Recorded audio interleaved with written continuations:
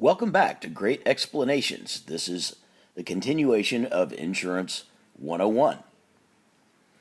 So, in this installment, we'll be talking about how insurance, as one of its fundamental purposes for even existing, is to protect us against catastrophic loss. The idea here is that nobody can really afford to pay for the cost of their house burning down, or for serious illnesses, or if they total their car. So these are events that happen in our lives that have typically a relatively low probability, but can have a very, very high cost.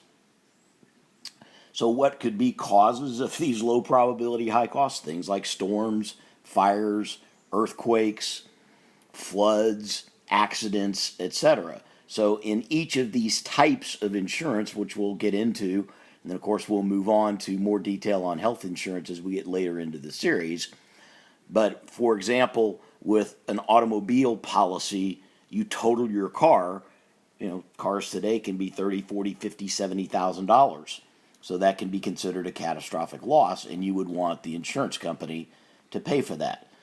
Similarly, if you seriously injure someone else in a car crash, they have a big cost, and you don't want to have to be responsible for paying them lost wages, paying for the cost to replace their car, paying for the cost of their hospitalization if they have to do that. For homeowners insurance, we're talking about things like your house burning into the ground, but it could be other things as well. It could be that your house gets flooded. It could be that there's hail damage. It could be that there's a tree that gets uprooted and crashes into your roof. In all of these situations, again, these are things that don't happen very often, but they can be very high cost, and this is where we'd want to transfer that cost to the insurance company.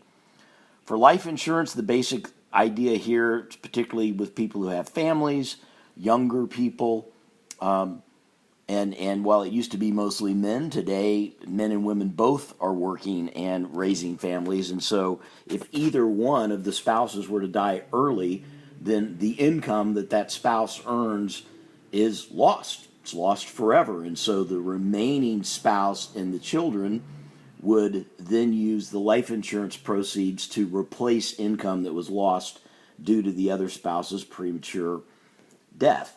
Another reason for life insurance is you live a long time and you die rich. There's a thing called estate taxes, and so there are a number of wealthy people who buy life insurance because if they're going to have to pay, several $1 million in estate taxes, that's money down the rat hole, and they'd rather throw a life insurance policy down the rat hole than they would to liquidate assets just to send a bunch of money to the government.